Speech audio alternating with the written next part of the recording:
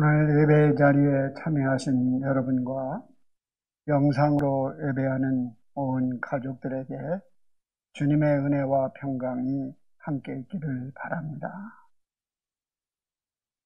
미국에서 폭설이 내리는 어느 날 주말 타정이 지난 시간에 한 부인이 뉴욕의 맨하탄역에서 내렸습니다.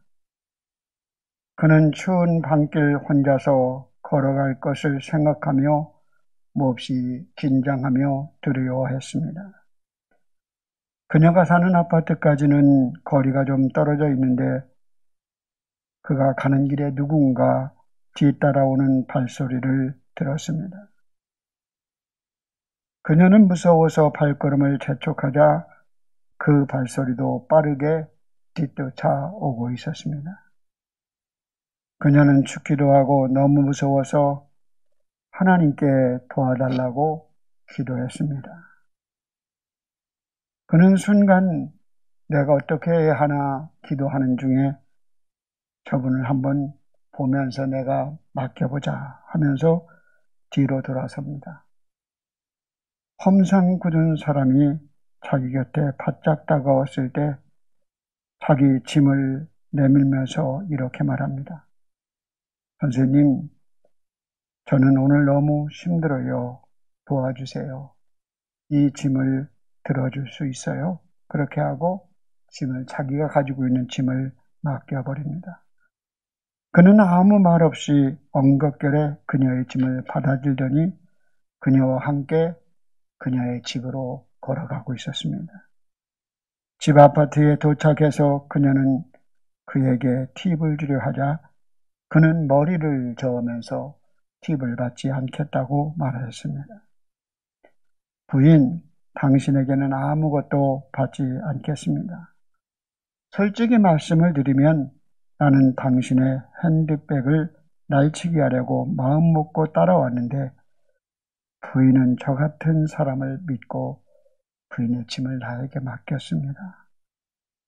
그런데 나를 그렇게까지 믿어주는 사람에게 차마 내가 나쁜 짓을 할 수가 없어서 지금까지 짐을 들고 왔습니다라고 말하더란 거예요. 나를 믿어주는 사람을 어찌 해칠 수 있겠습니까? 하나의 감동적인 이야기지 않습니까? 우리가 살아가면서 어떤 사람이 여러분들에게 좋은 인상을 갖고 있나요? 어떤 사람이 여러분들은 함께하고 싶은 사람인가요? 어떤 말을 하면 말을 따지고 들거나 그리고 자기 주장만 하는 사람이 함께하고 싶은 사람인가요? 아니면 자기의 말을 잘 들어주며 늘 섬기는 사람들이 함께하고 싶은 사람인가요? 말할 것도 없이 후자일 것입니다. 여러분이 살아가면서 다른 사람들에게 좋은 인상이 되고 인정받는 길은 사실 어려운 길이 아닙니다. 여러분의 주장을 조금 낮추시고 늘 상대방의 입장에 서서 생각하며 상대방의 이야기를 잘 들어주면 좋은 친구가 될 수 있는 것입니다. 우리가 살아가면서 누군가를 감동시킨다는 일은 쉬운 일이 아닙니다. 우리가 감동할 때 열정, 헌신과 희생, 정직과 신뢰, 이러한 단어들이 부분적으로 우리를 감동시키기는 하나 참으로 이러한 헌신과 희생과 정직과 신뢰로 사람들을 감동시키는 사람은 희귀한 시대에 살아가고 있습니다. 그래서 어떤 사회학자는 현대 사회를 감동 부재의 시대라고 말합니다. 너무 많이 속아 살았고 또 남을 믿을 수 없는 일들이 수없이 일어나기에 그와 같은 말이 나온 것 같습니다. 그러기에 사람을 감동받는 일은 흔하지도 않고 감동을 시키는 일도 쉬운 일이 아닌 것입니다.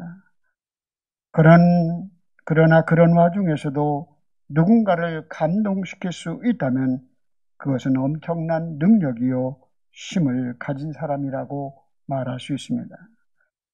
왜냐하면 많은 사람들이 감동을 받으면 움직입니다. 감동을 받으면 헌신합니다. 감동을 받으면 목숨이라도 내놓기도 합니다. 수많은 순교자들이 왜 그렇게 주를 위하여 순교하셨을까요? 주님의 그 위대하신 십자가 사랑에 감동되었고 그 사랑에 조금이나 보답하려는 마음 때문에 목숨을 아끼지 않는 것입니다. 왜 마리아가 옥합을 주님께 아끼지 않고 드렸을까요? 마리아는 귀신 들린 여인이었는데 주님의 능력으로 귀신에서 노임받고 고침받았기에 그는 그 주님의 권능과 사랑을 벗어날 수가 없었던 것입니다. 주님의 위대한 사랑에 감동되었기에 자기의 모든 전부를 드릴 수 있었던 것입니다. 이처럼 사람을 감동시키는 일도 중요하지만 그러나 더 중요한 일이 있다면 그것은 하나님을 감동시키는 일입니다. 하나님이 우리의 삶과 헌신, 충성에 감동하신다면 얼마나 신나는 일들이 우리의 삶 가운데 일어날 것인가 상상해 보셨습니까? 나의 모든 허물과 중심을 아시는 하나님을 감동시키는 일은 여간 어려운 일이 아닙니다. 다른 사람에게 순간적으로 잘해서 감동을 줄 수 있지만 나의 모든 중심을 어제와 오늘을 아시는 주님을 감동시키는 일은 어려운 일일 것입니다. 그럼에도 불구하고 하나님을 감동시키시는 도구를 하나님은 우리에게 허락해 주셨습니다. 무엇이 하나님을 감동시킬 수 있나요? 신령과 진정으로 드려지는 예배가 하나님을 감동시킵니다. 또 영으로 드려지는 찬양을 들으시고 감동하십니다. 열정과 헌신으로 봉사하는 모습을 보고 하나님은 감동하십니다. 그리고 하나님께서는 믿음으로 드리는 기도가 하나님을 감동시킵니다. 성경에서 보면 하나님께 크게 쓰임받는 사람들의 공통점 중에 하나는 기도하는 사람이라는 사실을 우리는 발견하게 됩니다. 그러므로 우리가 하나님을 감동시키려면 믿음의 기도가 있어야 합니다. 오늘 봉독한 말씀에 등장하는 중요한 인물은 이스라엘의 유다의 히스기야 왕입니다. 유다는 아수르 대군이 북이스라엘을 멸망시키고 이제 남쪽 유다를 공격하게 됩니다. 유다 나라가 아수르와 애굽의 강대국 틈바구니에 위기에 닥쳤습니다. 요즘으로 말하면 친중국파, 친미파처럼 아주 유다 나라가 아수르를 붙들자는 파와 애굽을 붙들자는 파와 둘로 나눠져 있었습니다. 그때 아수르 군대 장관이 납사게라는 장군이 결국 유다 지역을 점령하고 마지막 남은 예루살렘 성을 포위하고 있었습니다.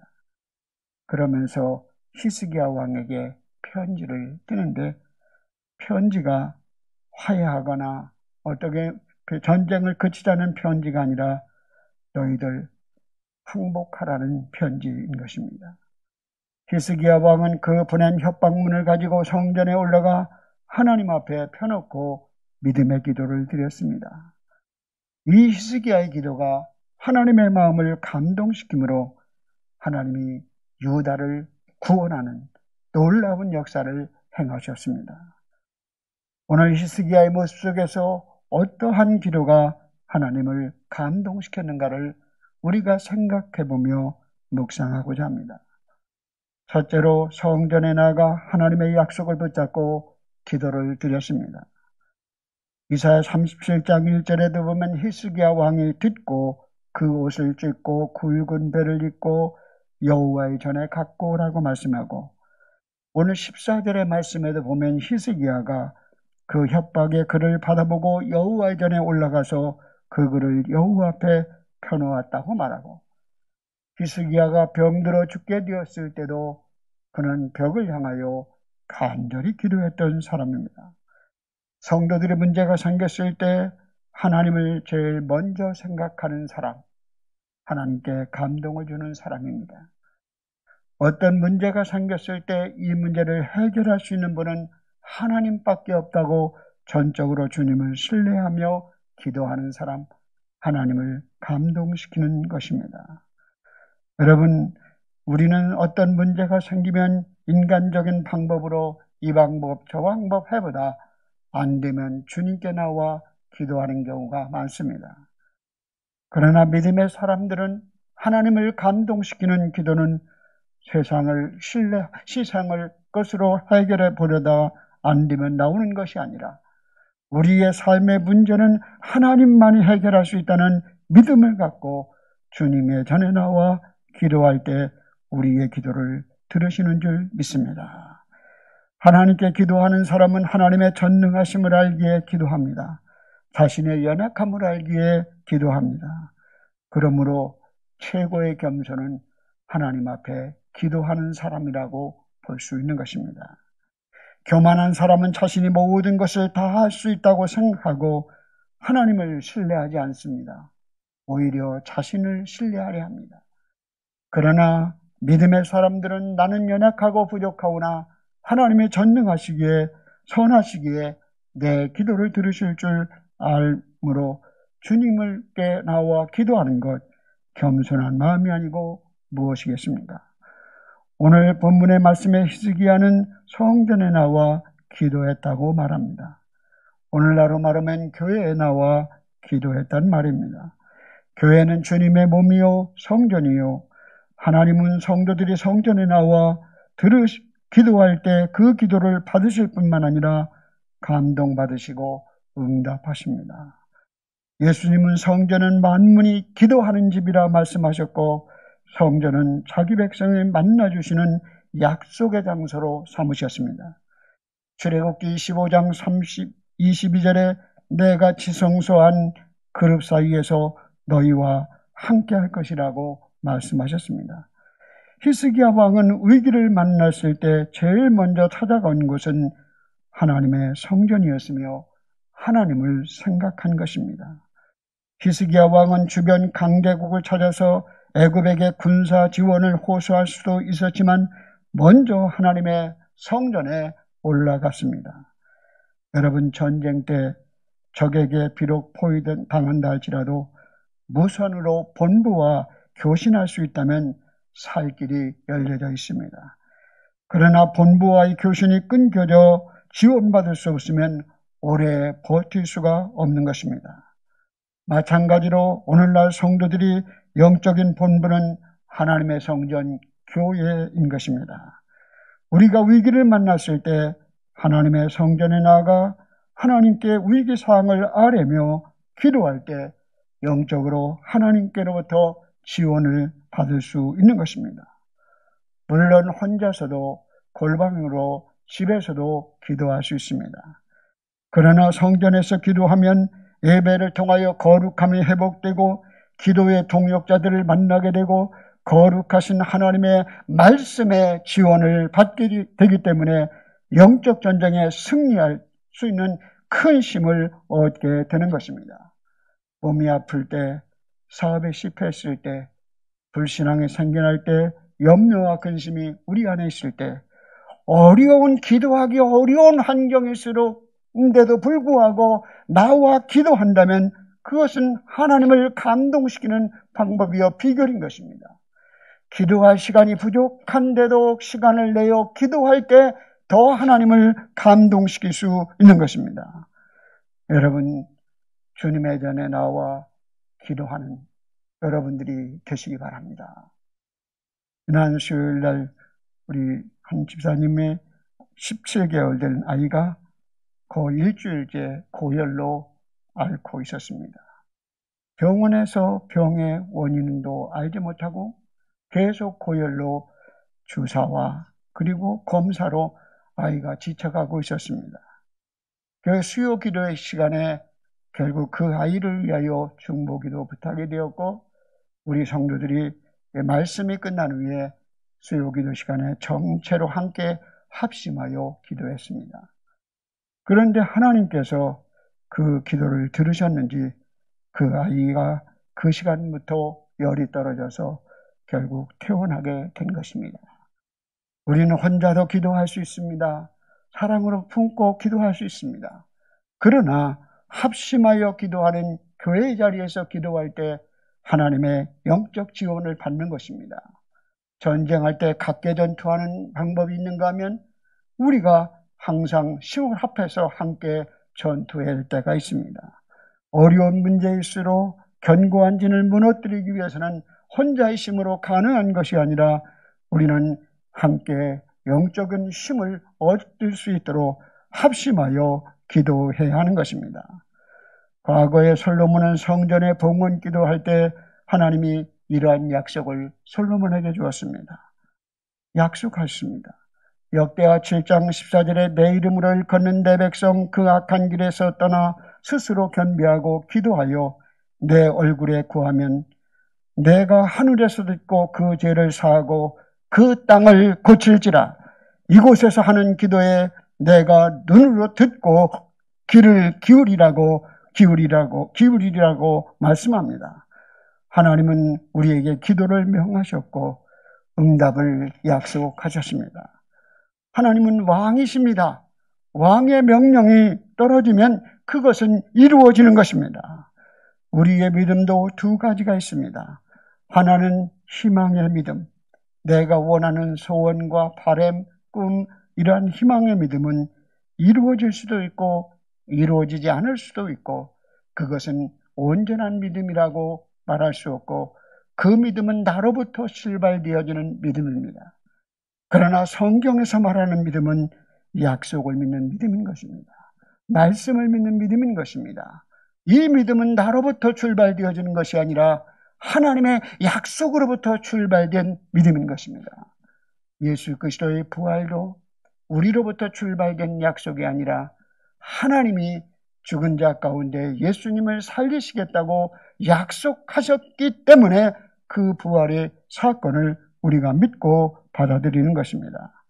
여러분, 오늘도 여러분들의 삶 속에 하나님의 약속의 말씀을 품으십시오. 말씀을 마음에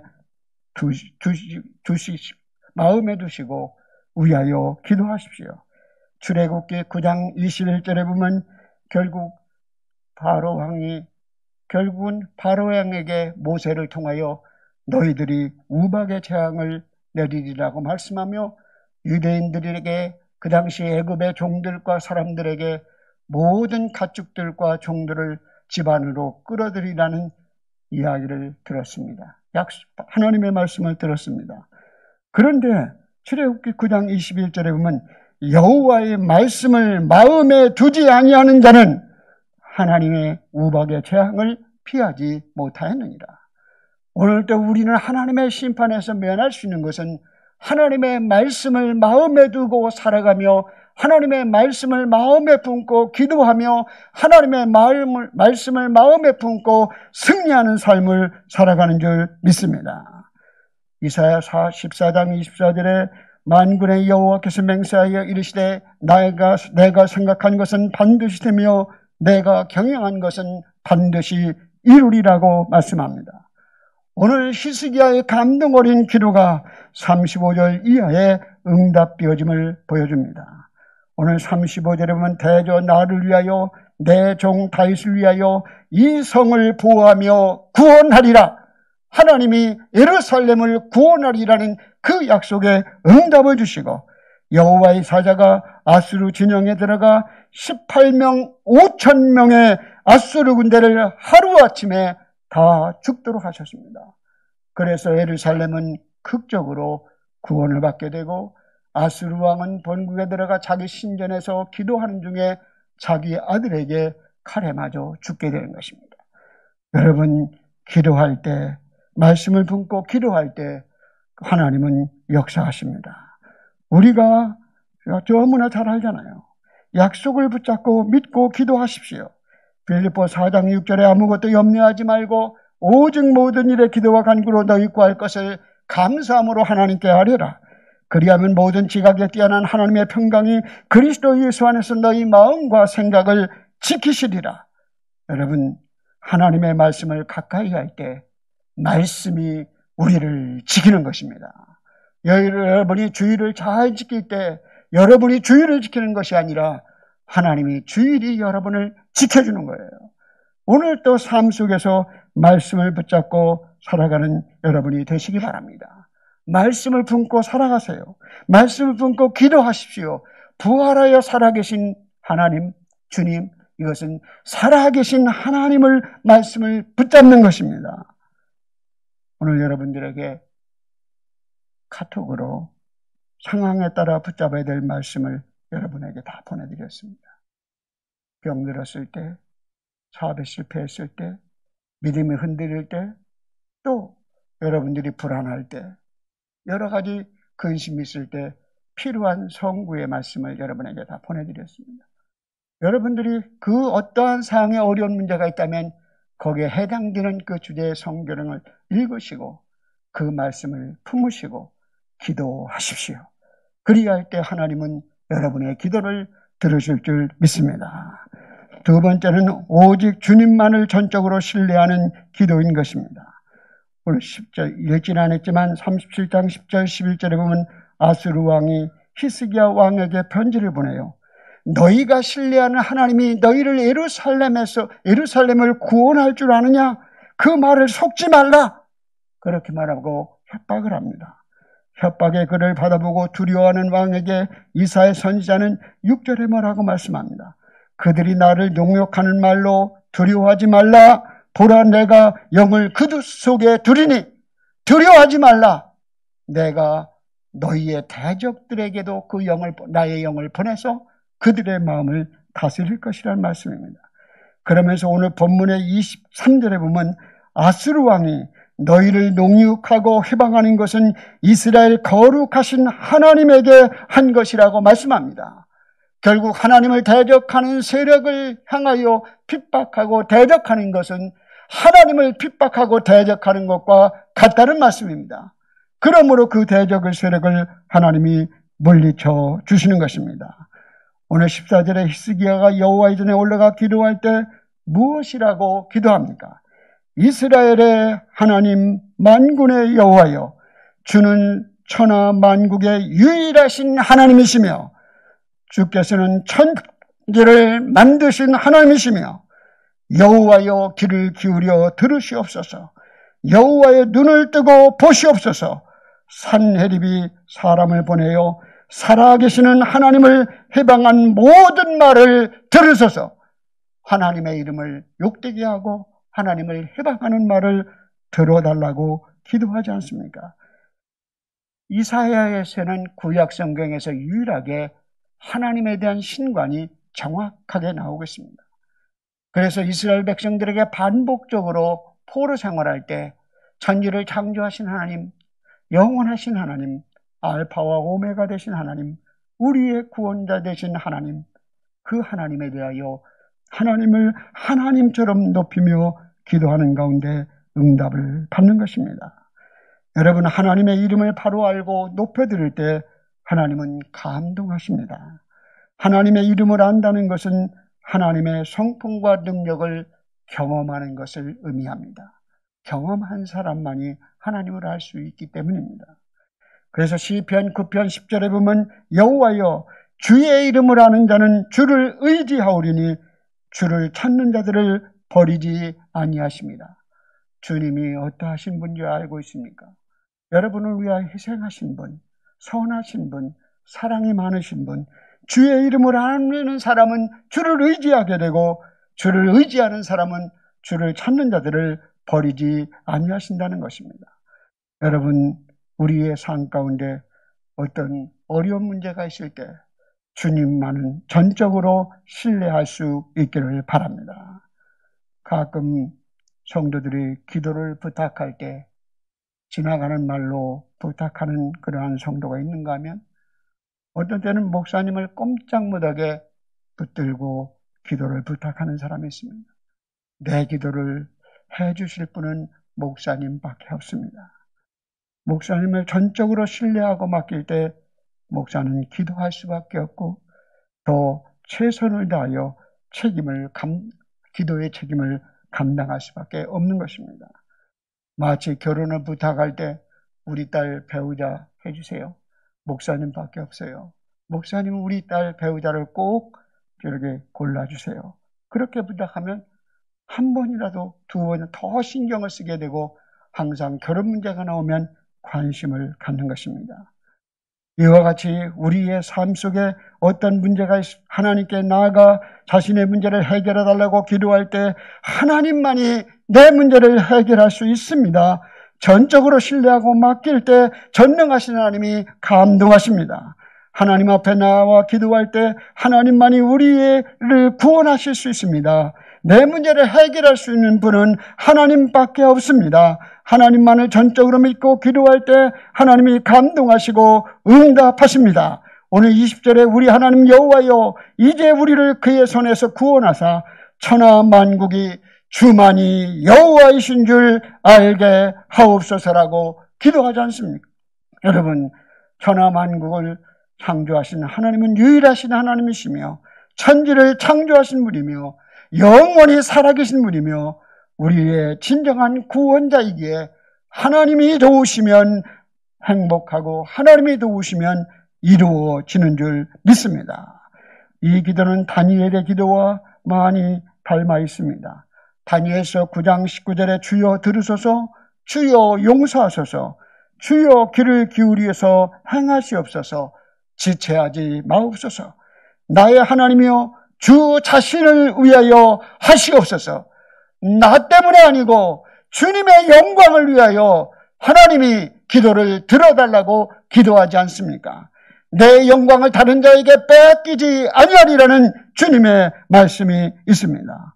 오늘 또 우리가 기도할 때 주여 주여 주여 3번 부르는 것은 주여 들으소서, 주여 용서하소서, 주여 행하시옵소서, 이 말씀이 담겨져 있는 주님에 대한 부르짖음인 것입니다.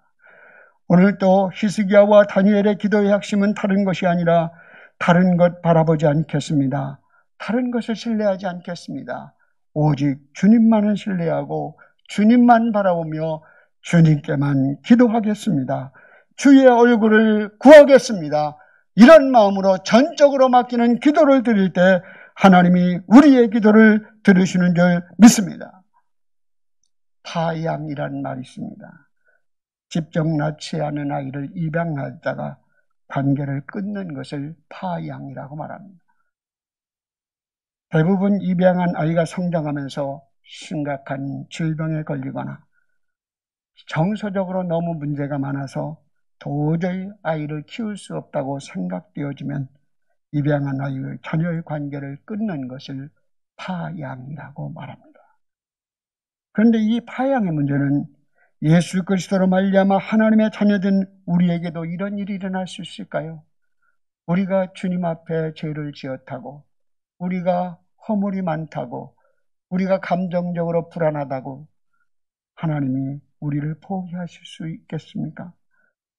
하나님은 선하신 분이기에, 신실하신 분이기에 우리의 행위에 따라 판단하거나 버리지 아니하시고, 우리 안에 착한 일을 시작한 하나님께서는 우리가 하나님 나라 이를 때까지 우리를 지키시고 보호하시는 줄 믿습니다. 오늘도 우리가 일하면 우리의 일을 하는 것이지만 우리가 기도하면 하나님이 일하십니다. 오늘도 여러분들의 삶의 문제를 주님께 내려놓고 전적으로 기도하시기 바랍니다. 오래된 책이지만 무릎으로 사는 그리스도인이라는 책에서 현대 그리스도인들이 이런 도전을 던져주고 있습니다. 어찌하여 수많은 그리스도인들이 그토록 자주 좌절하는가? 그 이유는 기도가 너무 적기 때문이다. 어찌하여 수많은 교회의 봉사자들이 자주 용기를 잃고 낙심하는가? 그 이유는 기도가 너무 적게 하기 때문이다. 어찌하여 현대교회는 하나님을 향한 뜨거운 열정과 불이 꺼져가고 있는가? 그 이유는 교회가 기도가 식어졌기 때문이다. 우리가 분명히 알 것은 신앙생활의 실패 요인은 기도의 결핍이라는 것을 우리에게 말해주고 있습니다. 여러분의 기도 생활은 어떻습니까? 은밀한 기도의 골방이 있습니까? 여러분은 충분한 기도를 드린다고 생각하십니까? 여러분은 하나님을 감동시킨 진실한 기도를 드린다고 생각하십니까? 어떤 어려움을 당하면 기도의 자리로 나아갈 때 예수 그리스도 이름으로 용서받은 자로 하나님의 자녀로 주님 앞에 나아가 기도할 때, 하나님이 말씀을 품고 기도할 때 우리의 기도를 들으시는 줄 믿습니다. 성도 여러분, 기도는 주님과의 대화인 것입니다. 기도를 통하여 하나님과의 관계가 더 깊어지는 여러분이 되시고 기도의 시간을 늘려나갈 수 있기 바랍니다. 우리의 신앙생활이 주일날 한 번 교회에 잠깐 들리는 신앙이 아니라 교회가 우리의 삶의 중심이 될 수 있도록 교회와 늘 기도하는 삶이 회복될 수 있기를 바랍니다. 여러분의 기도의 질이 더욱더 성숙해서 하나님을 감동시킬 수 있도록 사랑을 품고 믿음으로 약속의 말씀을 품고 기도하시기 바랍니다. 이러한 신앙 고백이 담겨진 기도를 통하여 하나님을 감동시키고 응답받는 여러분이 되시기 바랍니다. 우리가 주님을 감동시키면 주님은 우리의 삶을 변화시키시고 감동받을 일을 만들어 나가실 것입니다. 오늘도 우리의 생각으로 머무르는 것이 아니라 조금이라도 스텝 바이 스텝으로 기도의 시간을 늘리고 여러분 주의 전에 오가는 시간을 늘리고 주님의 사람으로 헌신하고 봉사하는 시간을 늘려서 주님의 사람으로 하나님의 신실하심을 이루는 기도응답을 받는 성도의 삶이 되시기를 주의 이름으로 축복합니다. 기도드리겠습니다. 자비로우신 하나님, 은혜와 사랑을 감사드립니다. 어려운 문제가 있을 때 성전에 나아가 기도했던, 말씀을 품고 기도했던 히스기야처럼 우리의 삶에 문제가 있을 때 말씀을 품고 성전에 나와 기도함으로 응답받는, 주님을 아는, 주님을 만나는 구원의 역사가 있게 하여 주옵소서. 우리가 주님 앞에 나와 기도할 때 말씀을 품고 전적으로 하나님을 신뢰하며 기도하게 하여 주옵소서. 아버지 하나님, 주님만으로 충분합니다. 주님이 도와주셔야만 모든 문제가 해결됩니다. 주님을 전적으로 맡기고 기도하는 가운데 응답의 역사가 있게 하여 주시옵소서. 예수님의 이름으로 기도드립니다. 아멘.